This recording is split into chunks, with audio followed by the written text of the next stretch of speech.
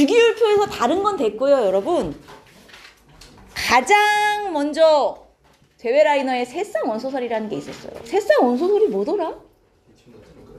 세 개씩 화학적 성질이 비슷한 애가 있었다는 거잖아요. 그 세 개가 같은 어디에 속한 애들이었어, 사실.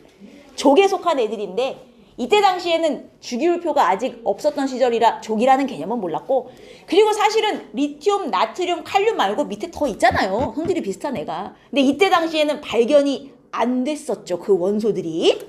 그래서 세 개씩 성질이 비슷한 애? 중요한 건 단순히 성질이 비슷한 애가 아닙니다. 얘네들이 원자번호 순, 물론 이 당시에 원자번호도 아직 없었지만 원자량 순으로 나열하면 제일 가벼운 애와 제일 무거운 애의 원자량을 더해서 반으로 나누면 가운데 놈이 나오더라. 새쌍 원소설의 가장 핵심은 이거예요. 양쪽 두 개의 원자량을 더해서 평균을 내면 가운데 놈 원자량이 나오더라. 그래서 새쌍 원소설에서는 가끔 요걸 물어볼 때가 있어요. 요 규칙성을. 그럼 이 사람은 본인은 몰랐지만 처음으로 족의 개념을 발견했던 것이군요. 그 다음 두 번째, 옥타브설은 8번째마다 성질이 비슷한 원소가 반복된다는 거예요. 이 8번째의 의미가 뭡니까? 예를 들어 리튬에서부터 시작해서 하나, 둘, 셋, 넷, 다섯, 여섯, 일곱, 여덟. 성질이 비슷한 애가 나오네요. 또 하나, 둘, 셋, 넷, 다섯, 여섯, 일곱, 여덟. 아이고, 또 성질이 비슷한 애가 나오네. 처음으로 주기의 개념을 발견했던 사람이에요. 그렇죠? 그래서 8번째마다 비슷한 성질이 반복된다. 옥타가 8이라는 뜻이잖아요. 이게 이제 어디 갔어? 현대 주기율표에서 주기 개념을 처음으로 발견을 했었고, 그 다음에 최초의 주기율표 만든 사람 멘델레예프. 자, 멘델레예프는 주기율표 만들 때 무슨 순으로 나열했어요? 원자량 순으로 나열했었죠? 원자량 순으로 나열하나 원자 번호 순으로 나열하나 사실 큰 차이는 없어요. 왜냐하면 원자 번호가 큰 애가 보통 원자량도 커요, 일반적으로는. 그러나 가끔 안 맞는 게 있었어요. 아주 가끔. 그래서 그것까지 맞추려고 이걸 원자 번호 순서로 바꾼 사람이 모즐리죠. 모즐리가 야, 주기율표가 안 맞는 게 좀 있으니까 우리 원자량 말고 원자 번호 순으로 바꿔서 해보자. 그랬더니 이제 과학자들이 물어봐요. 원자 번호가 뭔데? 내가 정했어. 양성자수를 원자번호로 할 거야. 양성자수를 원자번호로 하자고 한 사람도 이 사람. 주기율표를 원자번호 순으로 바꾼 사람도 이 사람. 알겠습니까? 그러면 멘델레예프의 주기율표와 모즐리의 주기율표의 차이가 뭘까요? 일반적으로는 원자 번호가 커지면 원자량도 커지거든요. 그래서 보통은 원자 번호 순으로 나열하면 원자량 순이랑 큰 차이가 없어요.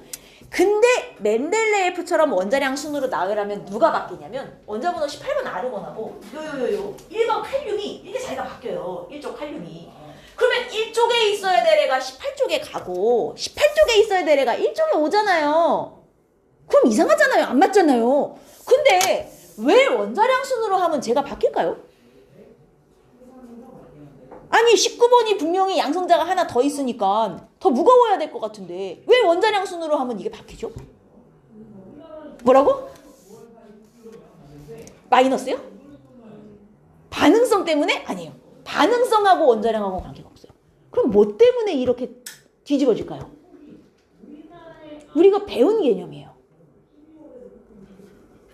맞아요. 이게 단순 원자량이 아니라 평균 원자량을 기준으로 했기 때문이야.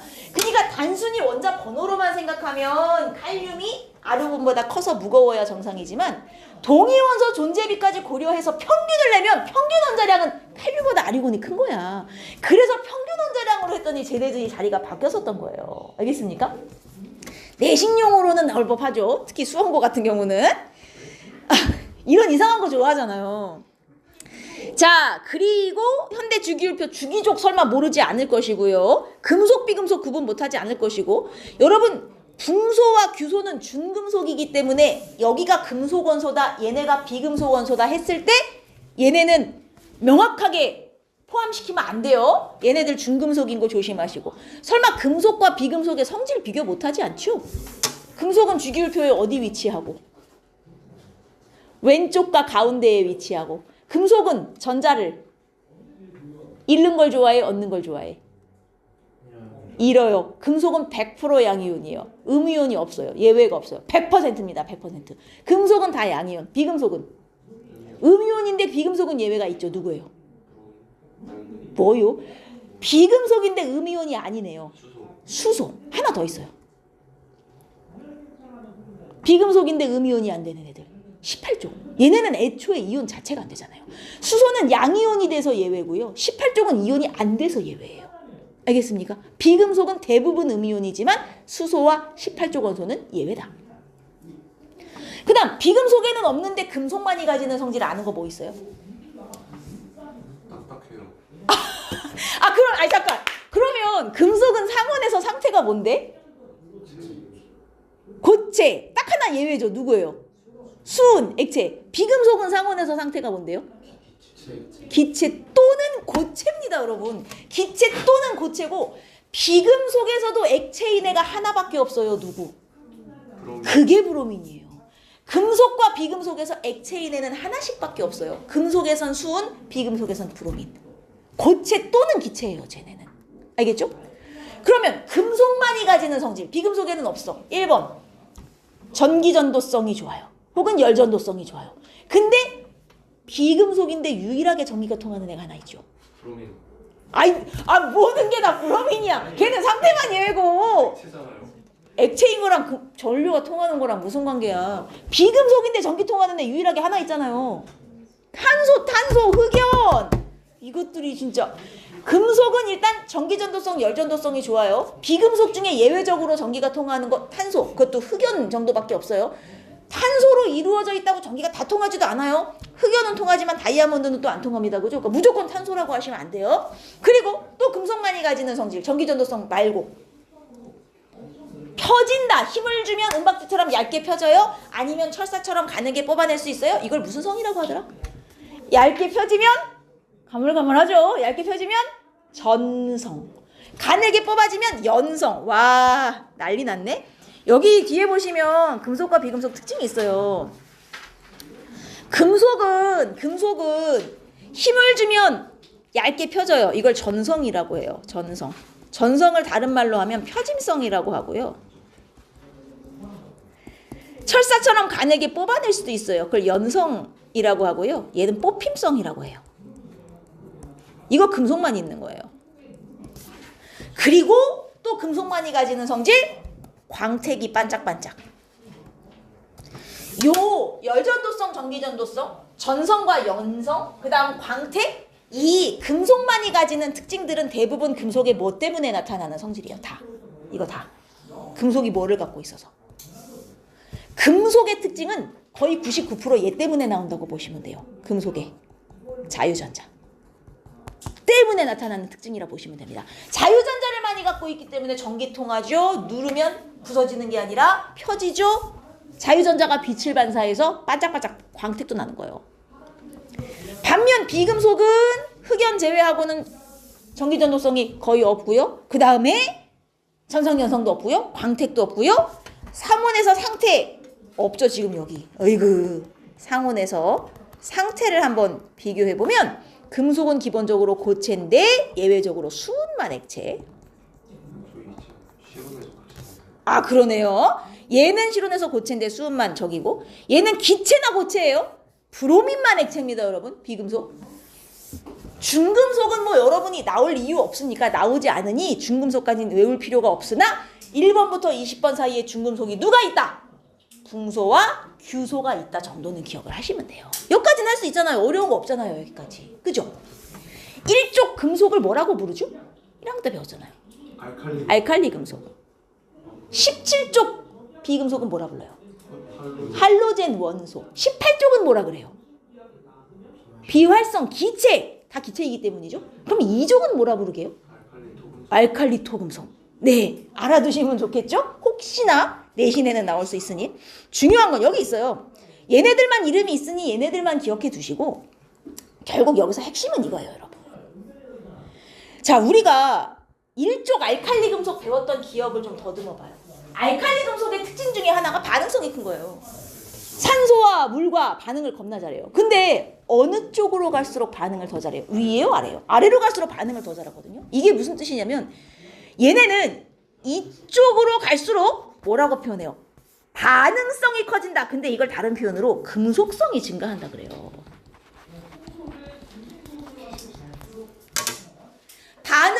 깊어진다 혹은 금속성이 증가한다.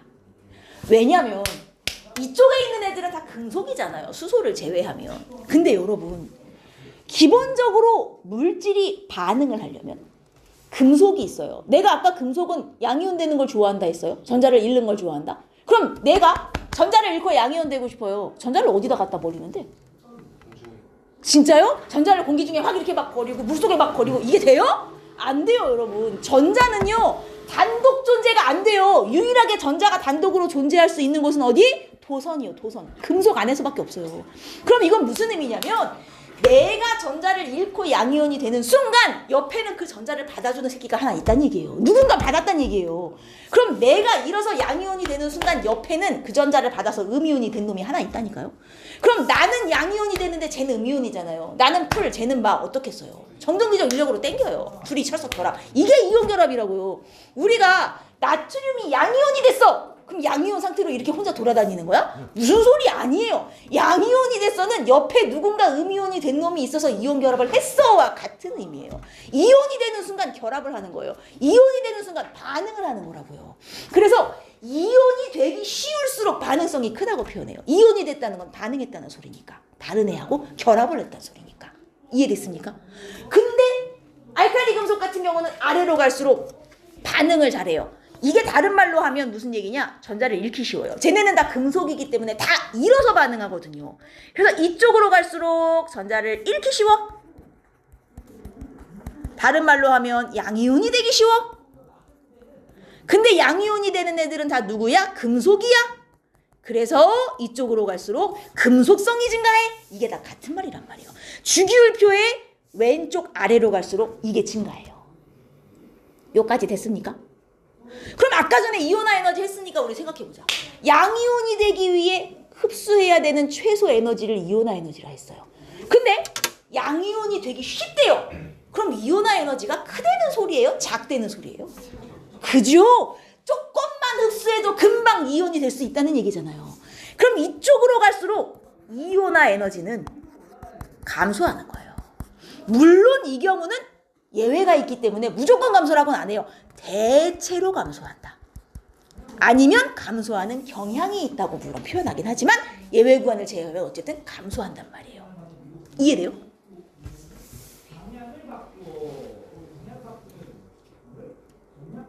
그러면 주기율표의 오른쪽 위로 가봅시다. 이번에는 다 적었어요. 주기율표의 오른쪽 위로 가면 17쪽 할로젠이 있어요. 여러분 우리 할로젠은 어느 쪽으로 갈수록 반응성이 크다 배웠어요. 위로 갈수록 반응성이 크다 배웠죠. 근데 할로젠은 비금속이거든요. 그럼 쟤네는 반응을 하려면 일단 음이온이 돼야 돼요. 그러니까 이쪽으로 갈수록 우리가 얘네도 똑같이 반응성이 증가한다는 표현을 쓰거든요. 근데 왼쪽 아래로 갈 때 반응성이 증가하는 거랑 약간 의미가 달라요. 걔네는 양이온이 되기 쉬운 거였고요. 얘네는 이쪽으로 갈수록 음이온이 되기 쉬운 거예요. 전자를 얻기 쉬운 거예요.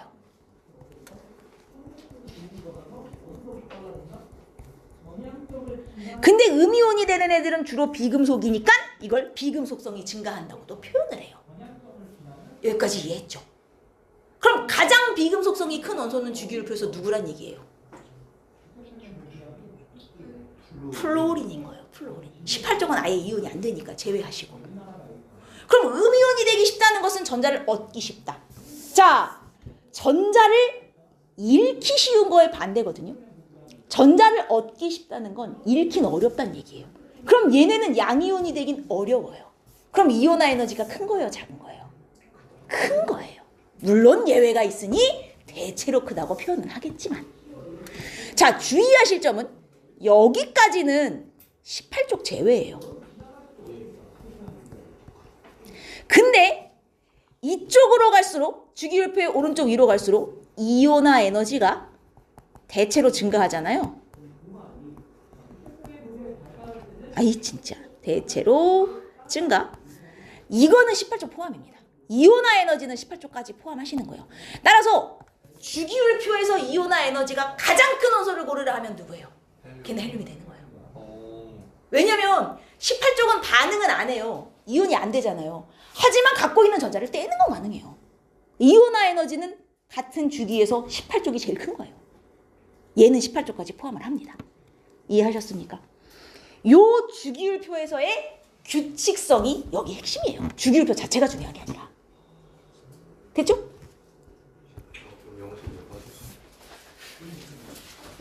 자, 주기적 성질. 자, 여기서부터는 아까 이온화 에너지 했으니까 어렵지 않아요. 여러분 딱 세 가지만 기억하시면 돼요. 1. 유효 핵전화. 2. 원자와 이온 반지름 비교. 3. 이온화 에너지. 3개면 끝나는데 예시로 하는 게 훨씬 빨라요. 예시 들어드릴게요. 11번 나트륨. 양성자가 11개. 첫 번째 껍질에 전자 2, 두 번째 껍질에 8, 세 번째 껍질에 하나가 차 있는 상황이에요. 그리고 원자 번호 12번 마그네슘. 양성자가 12개, 첫 번째 껍질에 2, 두 번째 8, 세 번째 2개가 차 있는 상황입니다. 자, 유효 핵전화의 의미는 이거예요. 여러분, 지금 이 가장 바깥 껍질에 있는 전자 기준으로 보시는 거예요. 가장 바깥 껍질, 즉 원자가 전자 기준으로. 원자가 전자가 받고 있는 힘은 뭐가 있나요, 현재? 인력과 반발력. 아, 맞습니다. 일단 원자핵이 땡기는 인력, 우리는 얘를 핵전화라고 부릅니다. 근데 원자핵은 땡기지만 앞에 꽉 차 있는 전자들은 쟤를 밀겠죠? 근데 이게 반발력이라고 표현하기도 하고요. 원래 이 앞에 있는 전자가 없으면 원자핵의 11개 양성자 인력을 100% 다 받을 수 있는데 얘네가 그걸 가리고 있어서 100% 못 받는다라는 의미로 가려막기 효과라고도 불러요. 그러면 결국 이 원자가 전자가 받는 힘은 어떻게 계산이 돼요? 핵전화에서 가려막기를 빼야 얘가 받는 뭐가 나와요? 알짜 힘이 나오는 거죠. 맞습니까? 어쨌든 원자에 붙잡혀 있으므로 핵전화가 가려막기보다 클 거란 말이에요. 그러니까 붙잡혀는 있는데 핵전화에서 가려막기를 빼야 얘가 실제로 받는 알짜 인력이 나온다고요. 이 실제로 받는 알짜 인력을 유효핵전화라 부르는 거예요. 이게 유효핵전화예요. 결국 유효핵전화는 핵전화에서 가려막기 효과를 뺀 거예요. 됐습니까? 원자가 전자만 따져요. 보통 우리는 원자가 전자만. 자, 그러면 이제 여기서 질문. 밑에 있는 마그네슘이랑 비교하는 겁니다. 마그네슘이랑. 보입니까? 네. 자, 일단 마그네슘의 원자가 전자도 핵전화가 있을 것이고 가려막기도 있을 거다 이거예요. 자, 나트륨과 마그네슘 중 누구의 핵전화가 더 크게 해요? 에이, 마그네슘이죠. 왜요? 저게 더 크잖아요. 뭐가 큰데 말을 해. 양성자. 그죠? 얘의 핵전화가 더 커요. 이거는 양성자수 때문이에요. 양성자수가 얘는 11개, 얘는 12개니까 양성자수가 크니 핵전화도 마그네슘께 더 크구나. 이렇게 되는 거예요. 그러면 가려막기는 누가 커요? 얘가 커요? 왜요? 가려막기 효과도 마그네슘이 큰 이유는 뭐예요? 전자가 더 많으니까. 그죠? 얘가 전자수가 많잖아요. 하나 더 있잖아요, 전자가. 아, 왜? 이건 전자수 때문이에요. 그럼 생각해보세요. 핵전화도 마그네슘이 크고 가려막기도 마그네슘이 크면 유효 핵전화는 누가 클까요? 마그네슘이 더 크죠. 왜요? 핵전화가 훨씬 더 크니까요. 아니, 양성자도 하나 더 많고 전자도 하나 더 많은데 왜요? 핵전화가 질량이 더 크잖아요. 질량은 크지만 전하량은 전자랑 양성자가 같죠. 자, 답은 맞아요. 유효 핵전화도 얘가 커요. 마그네슘이. 그럼 그 이유가 뭐냐인데 양성자 수가 많아지는 효과가 가려막기의 증가 효과보다 크기 때문이에요. 그럼 왜 가려막기의 증가 효과가 더 작냐? 여러분, 마그네슘이 나트륨보다 전자가 하나 더 있는 건 맞는데 같은 껍질의 전자가 하나 더 있죠. 가려막기 효과는 앞에 껍질의 전자가 훨씬 강하게 작용하고 같은 껍질의 전자도 가려막기가 있긴 있으나 앞에 있는 애보다는 그 효과가 약해요. 뭔 말인지 이해되죠? 같은 껍질에서 전자가 늘어나면 가려막기 효과가 증가하긴 하지만 그 증가하는 정도가 되게 작단 말이에요. 근데 양성자수 증가 효과는 크다고요. 그러니까 결국 유효핵전화가 증가하는 거예요. 그럼 같은 주기에서 원자 번호가 커질수록 유효핵전화는 어떻게 된다는 얘기예요? 증가한다는 얘기죠. 왜? 양성자수도 커지고 전자수도 같이 커지지만 같은 주기 기준으로는 전자수가 어떻게 커져요? 같은 껍질에서만 커지잖아요. 그러니까 양성자수 증가 효과가 더 큰 거예요. 그래서 같은 주기에서 원자 번호가 커질수록 유효핵전화는 증가를 해요. 이해했습니까? 여기 보시면 유효액전화 비교해 놓은 거 있어요. 수소가 양성자 하나예요. 그러니까 핵전화도 1이죠. 전자가 느끼는 핵전화 보세요. 핵전화가 유효액전화랑 같아요. 왜? 얘는 가려막기가 없잖아. 전자가 꼴랑 한 개잖아요. 그러니까 마이너스가 없는 거예요. 근데 헬륨만 해도 벌써 핵전화는 2인데 유효액전화 1.7. 같은 껍질의 전자도 가려막기가 있는 거예요. 근데 얘 같은 경우는 산소잖아요. 앞에 껍질에 전자가 있잖아요. 그럼 가려막기가 더 커져요. 핵전화는 8인데 원자과 전자가 받는 유효액전화가 4.5밖에 안 되는 거예요. 왜냐면 앞에 가려막는 전자가 같은 껍질의 전자보다 가려막기 효과가 더 크니까. 이해되죠? 그러면 같은 주기에서는 유효액전화가 커져요. 알겠습니다. 같은 족은요? 커져요. 유효액전화 왜요? 같은 족에서 원자 번호가 커질수록 양성자수 증가하죠. 예, 그럼 핵전화 커져요. 전자수는요? 커져요. 증가해요. 거기다가 얘는 전자수만 커지나요? 껍질도 많아져요. 네. 그러면 앞에 가려막는 전자수가 진짜 늘어나는 거예요. 네. 그러면 핵전화의 증가 효과가 클까요? 가려막기 효과의 증가 효과가 클까요? 핵전화. 핵전화의 증가 효과가 커요. 가려막기가 같은 주기보다 훨씬 많이 증가하긴 하지만 그래도 핵전화의 증가 효과를 넘어가지 못해요. 그래서 같은 족에서도 원자 번호가 커질수록 유효액전화가 증가하긴 하는데 같은 주기에서 증가하는 것만큼 많이 커지진 않아요. 가려막기가 엄청 증가하니까. 이해됩니까? 그래서 핵심은 이거예요. 유효액전화는 같은 주기에서 유효액전화 증가해요. 왜? 핵전화의 증가가 가려막기 효과의 증가 효과보다 커요. 같은 족도 유효액전화가 증가해요. 결국 유효액전화는 양성자 수에 의해서 결정된다고 봐도 무방하다는 얘기예요. 이해되죠? 양성자 수가 많으면 유효액전화가 크다. 그냥 이렇게 생각하셔도 문제 풀 때 큰 무리가 없다는 얘기죠. 됐습니까? 그럼 봐요. 같은 주기에서 원자 번호가 커질수록 유효액전화가 증가해요. 그럼 같은 주기에서 원자 번호가 커질수록 원자 크기는? 야, 유효액전화가 증가한다는 게 무슨 의미냐? 전자를 땡기는 힘이 세진다는 얘기예요. 같은 주기에서 원자 번호가 커질수록. 그럼 땡기는 힘이 세지면 원자 크기가 어떻게 돼요? 작아진단 말이에요. 원자 핵으로 점점점 들러붙는다고요. 그래서 실제로 원자 반지름이 이런 느낌이에요. 뭐라고요? 이런 느낌이에요. 자, 2주기 기준으로 보면 원자가 반지름이 이만하다 치면 가면 갈수록 원자 크기가 줄어요. 왜냐면 유효액전화가 증가해서 점점 세게 땡기거든요. 그러다 3주기로 가잖아요. 빡 커져요. 다시 줄어요. 4주기로 가면 더 커져요. 이런 느낌이에요. 무슨 얘기인지 알겠어요? 아, 왜요? 그럼 같은 주기에서 원자 번호가 커질수록 원자 반지름은 작아집니다. 이유는 뭐다? 유효액전화의 증가. 그럼 같은 족은요? 같은 족에서 원자 번호가 커질수록 원자 반지름은 커져요. 증가를 해요. 근데 같은 족도 원자 번호가 커지면 유효액전화가 커진다 했거든요. 근데 반지름 왜 커지는 거예요? 껍질.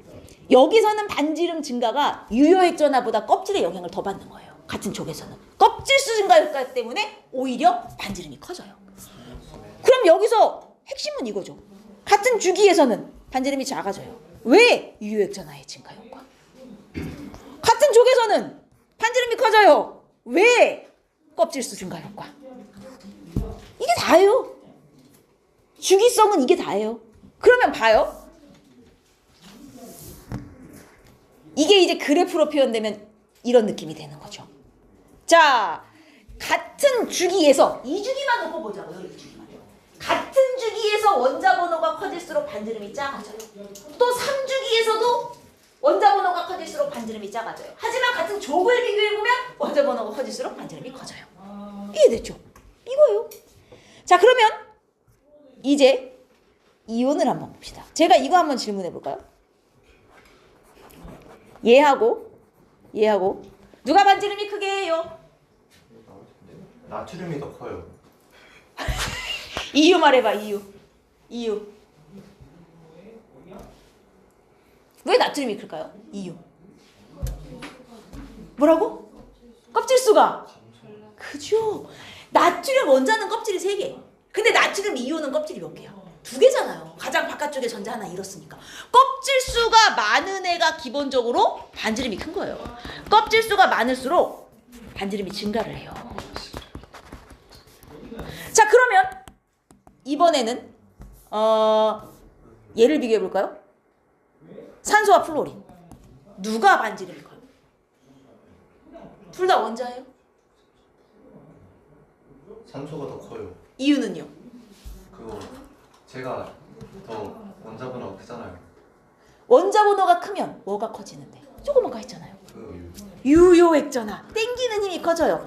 근데 이걸 유효액전화라고도 보고 결국 유효액전화는 양성자수에 의해 결정되므로 그냥 양성자수로 보기도 해요. 양성자수가 많으면 유효액전화가 크니까 일반적으로. 자 그러면 그 다음 얘하고 얘는요. 누가 커요?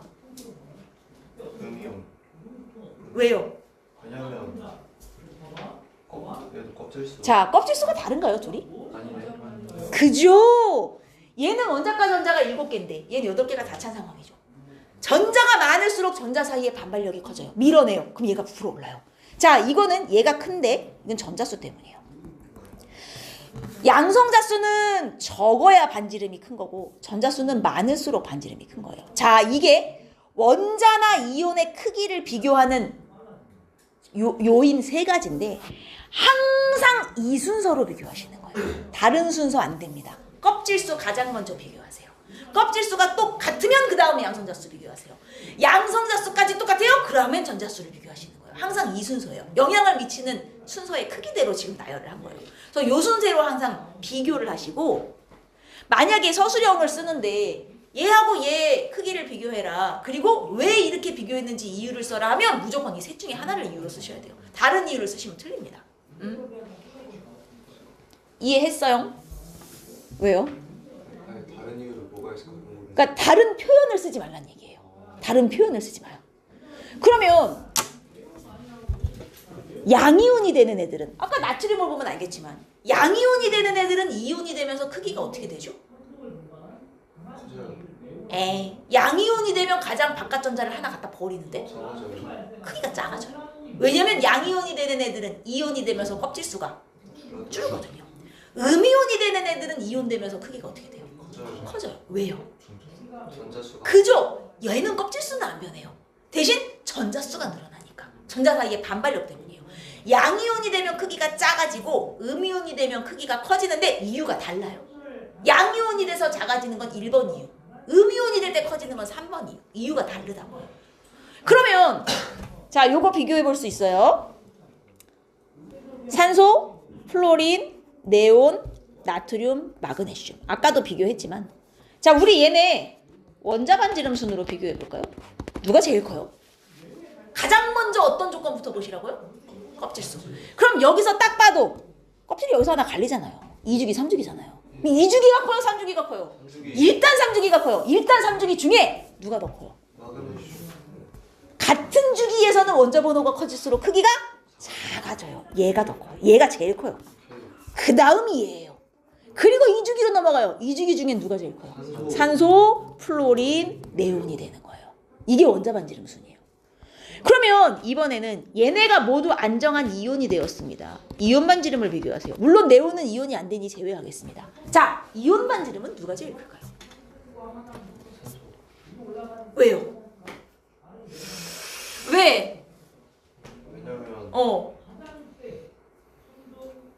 제가 양성자 수는 작은데 껍질이 늘어났잖아요. 맞긴 맞아요. 근데 얘네 이온이 되면 다 전자 배치가 네온이랑 똑같아지죠. 그럼 이온이 되면 껍질수가 다 똑같죠? 껍질수가 똑같으니 뭘 갖고 비교하면 돼요? 양성자수로 비교하면 돼요. 양성자수가 적은 애가 반지름이 큰 거죠? 얘가 이온이 되면 제일 커요. 껍질수는 다 똑같은데 양성자수가 제일 적잖아요. 그 다음이 얘예요. 그 다음이 얘겠죠. 이거는 원자 번호 순으로 가는 거예요. 얘 같은 경우는. 그러니까 이온 반지름과 원자 반지름이 순서가 다르다는 거죠. 그럼 얘네들처럼 이온이 됐을 때 전자수가 다 똑같은 애들 있죠. 뭐 2주기 비금속과 3주기 금속, 아니면 3주기 비금속과 4주기 금속, 이런 애들 이온이 됐을 때 모양이 똑같아지는 이런 애들을 등전자 이온이라고 그러거든. 등전자 이온은 크기 비교할 때 뭐만 보면 돼? 양성자수만 보면 돼요. 왜냐? 껍질수가 같으니까. 4주기 금속. 자, 그러면 질문에 한번 대답해봐요. 자, 같은 주기예요. 같은 주기. 같은 주기의 금속과 비금속 원자예요. 반지름 누가 커요? 같은 주기의 금속과 비금속.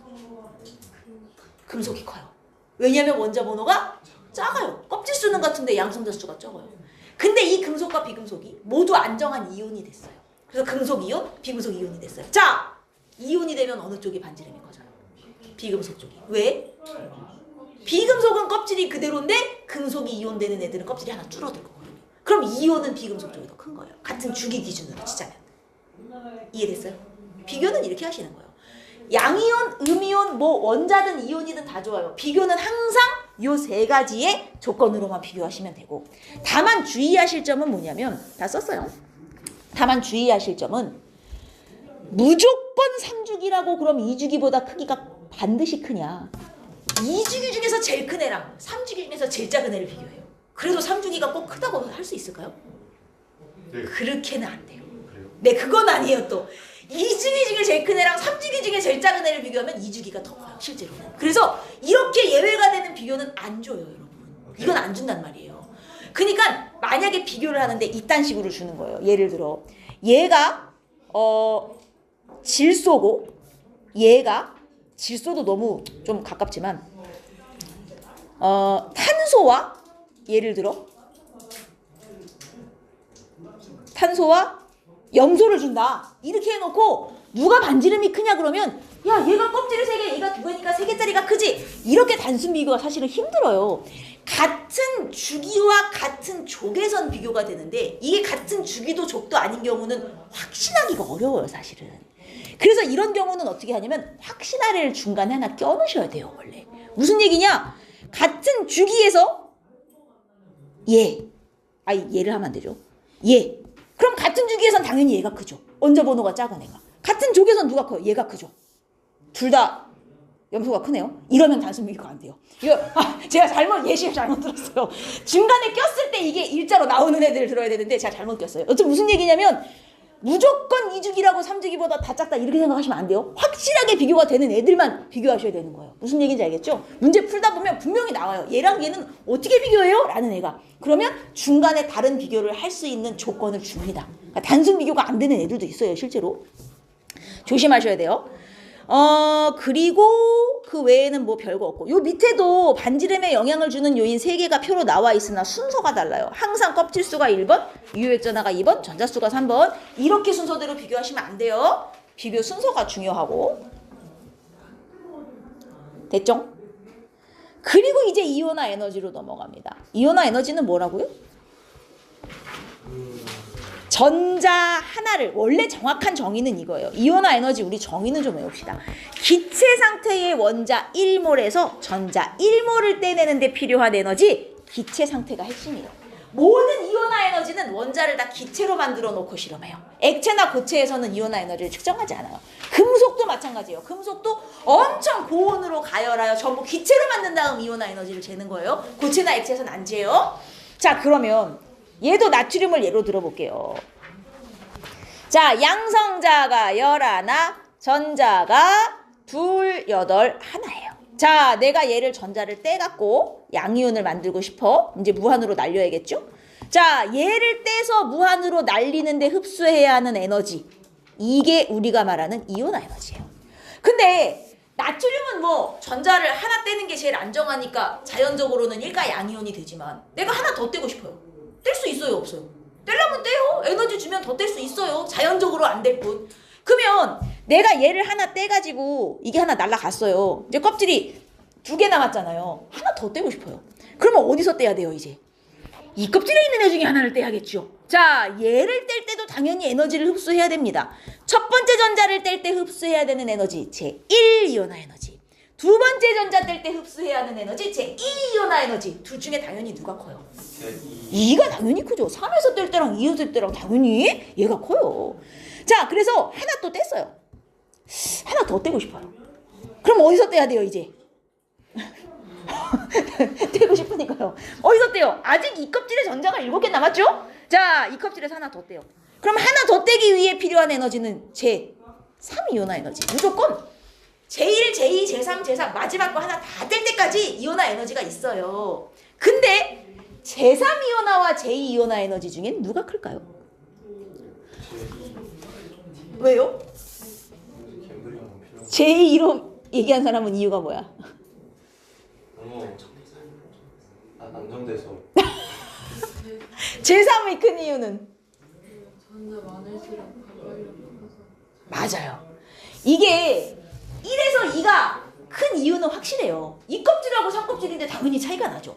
문제는 제2이온화와 제3 에너지는 같은 2껍질에서 뗐단 말이에요. 근데 떼는데 필요한 에너지가 좀 다르다고요. 상식적으로 제2이온화 에너지 뗄 때는 8개 중에 하나를 뗐죠. 근데 제3 뗄 때는 7개 중에 하나를 떼잖아요.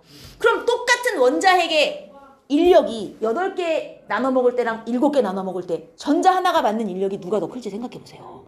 그렇죠. 하나씩 떼면 뗄수록 전자 하나가 받는 인력은 점점 커지기 때문에 점점 떼기 어려워진단 말이에요. 같은 껍질이라도. 그래서 제3이 제2보다 무조건 커요. 하지만 물론 제3이 제일 크긴 하지만 1에서 2로 넘어갈 때 껍질이 하나 바뀌는 것만큼 증가하진 않아요. 이온화 에너지는 떼면 뗄수록 무조건 올라갑니다. 이건 예외가 없어요. 무조건 올라가는데 올라가면서 껍질이 바뀌는 순간 엄청 뛰어요. 이온화 에너지를 제1이온화, 제2이온화, 제3이온화를 쭉 비교해보면 계속 증가하긴 하는데 증가하다가 갑자기 미친듯이 빡 증가하는 순간이 있어요. 거기가 어떻게 되는 순간? 껍질이 바뀌는 순간이에요. 오케이? 이온화 에너지는 무조건 뛰면 뛸수록 증가해요. 이걸 우리가 순차 이온화 에너지라고 합니다. 이게 여기 있어요. 순차 이온화 에너지는 하나씩 하나씩 떼는 거예요. 제1보단 제2가 제2보단 제3이 무조건 큰데 이게 급격히 증가하는 순간. 요거 볼까요? 자, 맨 위에 있는 애 제1부터 제4 이온화 에너지까지만 표현했어요. 계속 증가해요. 근데 가장 급격하게 증가한 구간이 어디예요? 제1에서 2로 넘어가는 순간이죠. 이게 무슨 얘기예요? 1에서 2로 넘어갈 때 껍질이 하나 바뀌었다는 소리예요. 그럼 얘는 원자과 전자가 몇 개라는 얘기예요? 1에서 2로 넘어갈 때 껍질이 하나 바뀌었어요. 그럼 원자과 전자가 하나라는 얘기예요. 하나 띄고 두 번째 껍질 때 이미 껍질이 하나 없어졌다는 얘기예요. 아, 얘는 1족이구나. 족 찾는 데 쓰는 거예요. 순차 이온화 에너지는. 그러면 B는 어때요? 자, 어느 구간에서 가장 급격히 증가하는 게 보여요? 제2에서 제3 넘어갈 때. 어느 정도 증가해야 급격한 증가로 볼까요? 보통 2-3배 이상 증가하면 많이 증가한 걸로 봐요. 그러면 2에서 3으로 넘어갈 때 빡 뛰었어요. 2까지 떼고 나니까 껍질이 바뀌었다. 즉 몇 족이다? 2족이다. 이렇게 가는 거예요. 그럼 C는 몇 족인지 확인해 보세요. 어디서 제일 많이 뛰었어요? 여기 3족이 어디 있어요? 13족이죠. 3에서 4로 넘어갈 때 엄청 뛰었죠? 그럼 얘는 원자과 전자가 3개? 아, 13족 원소구나. 순차 이온화 에너지는 원자과 전자 찾을 때 쓰시는 겁니다. 알겠죠? 여기까지 별거 없죠? 그럼 이제 다 끝났어요. 자, 이번에는 하나의 원자에서 하나씩 뛰는 거 말고 다른 원자를 비교해 보자고요. 마그네슘이에요. 12. 2, 8, 2. 자, 나트륨의 가장 바깥쪽 전자 하나 떼는 거랑 마그네슘의 가장 바깥쪽 전자 하나 떼는 거. 제1이온화 에너지예요. 둘 다. 누가 커요? 마그네슘. 마그네슘이. 왜? 우리 아까 조금 아까 배운 원자핵이 전자를 땡기는 힘 뭐라고 불렀습니까? 유효핵 전하가 누가 커요? 마그네슘이 크죠? 전자가 원자핵이 전자를 땡기는 힘이 크다는 건 뒤집어 말하면 떼기는 어렵다는 얘기가 돼요. 그럼 같은 주기에서 원자 번호가 커질수록 유효핵 전하가 증가하거든? 그럼 당연히 땡기는 힘이 세지니까 떼기가 어려워. 그럼 제1이온화 에너지도 증가해요. 근데 지금까지 배운 규칙성엔 예외가 없었는데 이온화 에너지만 예외가 있다는 얘기죠. 자, 2주기만 한번 보자고요. 1주기에서 원자 번호가 커질수록 이온화 에너지 증가했다가 2주기로 갈 때 뚝 떨어지는 거 보이죠? 이거 왜 떨어져요? 이거는 껍질수 증가 효과예요. 주기가 넘어갈 때마다 뚝뚝 떨어져요. 껍질수 때문에. 근데 같은 2주기만 보면 처음엔 증가를 해요. 근데 여기서 한번 감소. 계속 증가해야 될 것 같은데 한번 뜬단 말이에요. 또 증가를 하다가 여기서 한번 감소. 증가해서 같은 주기만 놓고 보면 제1이온화 에너지만 비교하는 거예요. 현재 가장 첫 번째 전자. 제1이온화 에너지는 몇 족이 가장 커요? 같은 주기에서만 비교하면. 같은 주기에서 몇 족이 18족. 이온화 에너지는 18까지 쳐요. 왜냐면 18족도 떼는 건 가능하니까. 됐습니까? 같은 주기에서 이온화 에너지가 제일 큰 건 18족. 제일 작은 건 1족. 근데 계속 증가가 아니라 중간에 예외적으로 2번 감소할 뿐이에요. 그럼 어디서 감소냐? 2족 13족, 15족 16족에서 예외 구간이 나타난다. 예전에는 예외 구간이 나타난다까지만 문제에 나왔으나 지금은 왜 예외냐까지도 물어요. 그럼 2족 13족은 왜 예외냐? 붕소와 베릴륨이 예시로 나와 있네요. 아, 왜요? 붕소는 15족이고 베릴륨은 14족이니까 14족? 붕소는 13족이고 베릴륨은 2족이니까 지금 이렇게 생겼거든요. 내가 베릴륨에서 전자 하나를 떼려고 해요. 그럼 어디 있는 전자를 떼야겠어요? S오비탈. ES에 있는 거. 1S에 있는 것부터 떼진 않아요. 전자를 뗄 때는 항상 가장 바깥쪽, 제일 에너지가 높은 전자부터 떼요. 그럼 ES에 있는 거 하나 떼면 제일 이온화 에너지 흡수해서 이온이 된 거예요. 내가 붕소 거 떼고 싶어요. 어디부터 떼겠어요? EP. 그죠? 왜 ES 안 떼고 EP부터 떼요? 가장 바깥에. 바깥에 있다기보단 EP가 ES보다 에너지가 높으니까요. 에너지 높은 전자부터 뗀단 말이에요. 왜? 조금이라도 에너지가 높아야 떼기 쉽죠. 무한까지 흡수해야 되는 에너지가 적잖아요. 근데 원래대로라면 유효액 전하가 붕소가 베릴륨보다 크기 때문에 붕소가 떼기 어려워야 정상이지만 ES 오비탈보다 EP 오비탈이 에너지 준위가 높아서 사실은 EP에 있는 전자가 조금 더 떼기 쉬워져요. 유효액 전하 효과보다 오비탈 에너지 준위 효과가 더 큰 거예요. 얘네들 사이에서. 그래서 여기서 예외가 되는 이유는 오비탈 전자 배치 때문이에요. 근데 이걸 서술형의 서술어라고 할 수 있어요. 그럼 뭐라고 써야 돼요? 베릴륨의 ES의 전자보다 붕소의 EP의 전자가 에너지가 높아서 더 떼기 쉽다. 이걸 써야 된단 말이에요. 오케이? 그래, 차차 하면 되죠. 그래서 2족 13족은 요거 때문이고 15족 16족은 또 왜 예외가 돼요? 자, 내가 질소의 전자 하나 떼고 싶어요. 누구 거 떼야 돼요? EPZ. 아닌데. 색 중에 아무거나 떼도 돼요. 어차피 EP 오비탈에 있는 건 에너지가 똑같으니 색 중에 누구를 빼도 상관은 없는데 얘 뗀다고 칩시다. 자, 산소 거 하나 떼고 싶어요. 누구 떼요? 이건 EPX. 그렇죠. 쌍을 이룬 애를 떼요. 왜요? 왜 쌍을 이룬 애를 먼저 떼는 거예요? 서로 밀어내서. 반발력. 이 안에 있는 전자 사이의 반발력 때문에 홀전자를 떼는 것보다 쌍을 이룬 전자를 떼는 게 쉬워요. 그럼 얘도 마찬가지야. 유효액 전하로 보면 산소가 유효액 전하가 크거든요. 그러면 원래는 산소가 떼기 어려워야 정상인데 요 홀전자보다 쌍을 이룬 전자를 떼는 게 쉬운 효과가 더 큰 거예요. 그래서 예외적으로 줄어요. 둘이 이유가 조금 달라요, 사실은.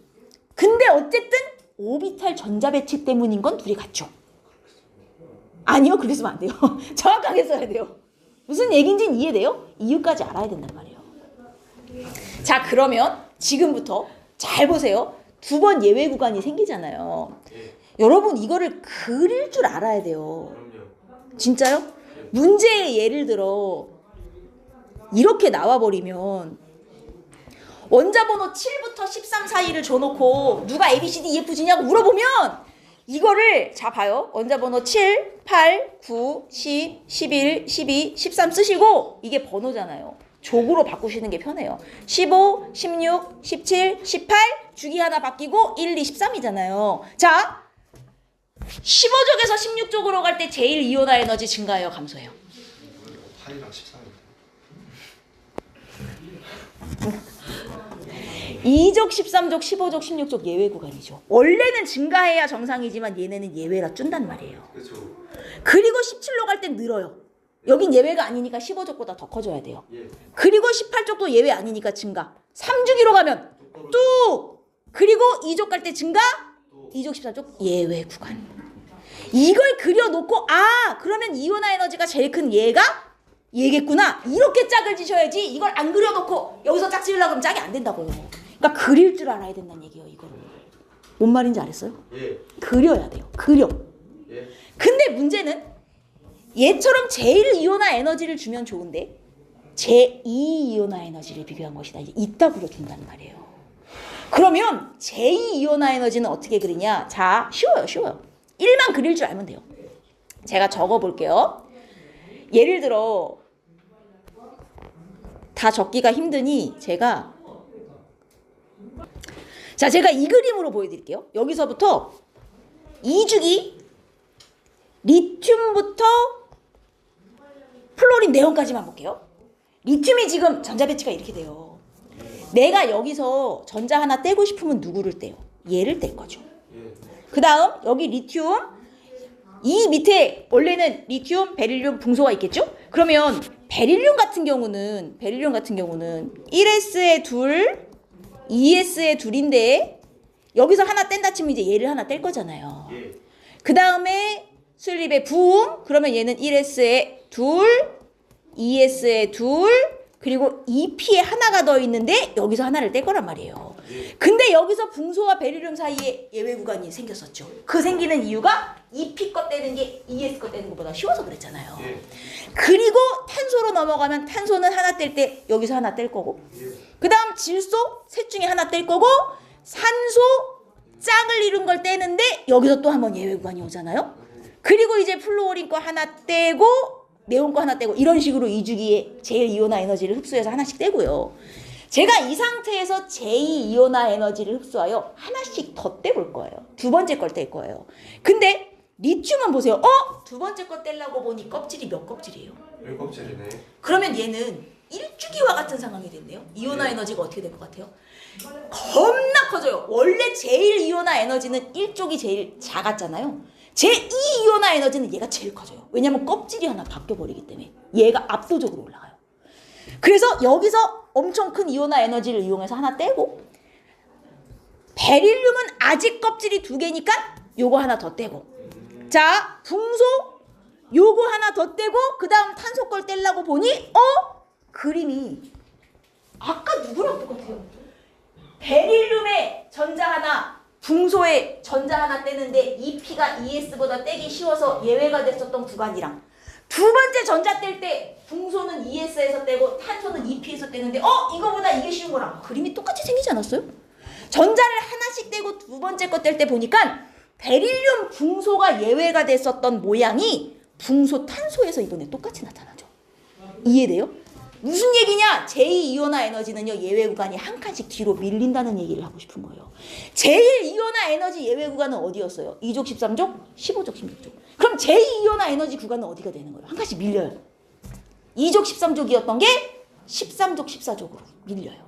15족, 16족이었던 게 16족, 17족으로 밀려요. 예외 구간이 한 칸씩 뒤로 밀린다고요. 이해했어요? 뭔 얘기인지? 그러면 제3이온화 에너지는요, 거기서 한 칸씩 더 밀려요. 뒤로 한 칸씩 밀려가는 거예요. 그러면 아까처럼 원자 번호 7번부터 다시 한번 볼게요. 원자 번호 7번부터 13번까지 그 찾는 거 있었잖아요. 이 문제. 이게 제1이온화 에너지였으면 그래프가 이렇게 그려지지만 제2이온화 에너지였으면 그래프가 다르게 그려진다는 거예요. 제2도 한번 그려볼게요. 만약에 이게 제2였으면 그래프가 어떻게 그려질까요? 자, 물론 원래는 제2이온화 에너지가 전체적으로 제1보다 커서 위에 있어야 되지만 모양만 보세요. 15족, 16족. 제1에선 예외 구간이었지만 제2에선 예외 구간이 아닙니다. 올라가요. 그리고 예외 구간이 한 칸 뒤로 밀려서 16, 17이 예외가 돼요. 여기가 줄어요. 그리고 18쪽 올라가요. 그리고 그저 나트륨에서 뚝 떨어지지 않아요. 왜? 얘 이미 전자 하나 떼고 껍질이 두 개 남은 상황. 네온이랑 똑같이 생겼고 오히려 양성자 수는 네온보다 많아요. 그러면 네온보다 이온화 에너지가 더 올라가요. 얘가 엄청 커져요. 그리고 이 원자 번호 12번에서 뚝 떨어져요. 얘는 아직 껍질이 3개거든요. 자, 2족 13족 예외 구간이었지만 제2이온화 에너지에서는 예외 구간 벗어나요. 올라갑니다. 이렇게 그래프가 한 칸씩 뒤로 밀린 것 같은 모양이 된다고요. 제2이온화 에너지는 이걸 그릴 수 있어야 돼요. 이렇게 그려서 누가 ABC구나 짝을 지으셔야 된다는 얘기예요. 제1이온화 에너지 예외 구간이 제2, 제3으로 가면 어떻게 된다? 한 칸씩 뒤로 밀린다예요. 오케이. 이온화 에너지 여기까지 기억하시면 돼요. 그래서 여러분 혹시 숙제하실 때 이온화 에너지 그 문제 풀 때요, 이런 거 물어볼 수 있어요. 예를 들어 쭉 자료를 해석해 보니까 얘가 산소고 얘가 질소인 거예요. 예를 들어. 근데 자, 제1이온화 에너지 이온이라 표시할게요. 제1이온화 에너지분의 제2이온화 에너지의 비율이 둘 중에 누가 크냐, 이따구로 물어볼 때가 있단 말이에요. 여러분, 제1이온화 에너지 분의 제2이온화 에너지는 딱 두 종류 중에 하나예요. 자, 제1이온화에서 제2이온화 에너지로 갈 때 가장 많이 증가하는 건 몇 쪽의 특징이에요? 1에서 2로 갈 때 겁나 커졌다. 그럼 몇 쪽입니까? 18쪽, 예. 1쪽, 하나 띄고 두 번째 뗄 때 껍질이 변했다. 1쪽이죠, 1쪽. 제1에서 제2로 넘어갈 때 겁나 커지는 건 1쪽의 특징이에요. 맞습니까? 예. 1쪽의 특징. 그러면 만약에 비교해야 되는 원소 중에 1쪽이 있다면 1에서 2로 갈 때 엄청나게 증가하기 때문에 이 값은 무조건 1쪽이 가장 큰 값을 가지게 돼요. 1과 2 사이의 차이가 1쪽이 제일 많이 날 거잖아요. 이해했어요? 근데 1쪽이 없고 이런 애들을 놓고 비교하래요. 그럼 뭐 하라는 건지 알아요? 제일 이온화 에너지는 얘네 둘 중에 누가 커요?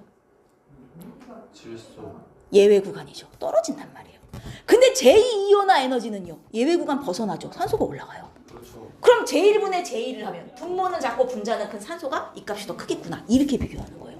그러니까 제1이온화 분의 제2이온화 비교하라 그러면 만약에 이 중에 1쪽이 섞여 있으면 1쪽이 이 값이 무조건 제일 크겠지. 왜? 1에서 2로 갈 때 겁나 커지는 건 1쪽이니까.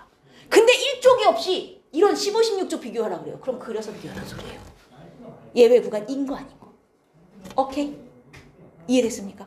요것만 할 줄 알면 문제 푸는데 크게 어려운 건 없을 거예요.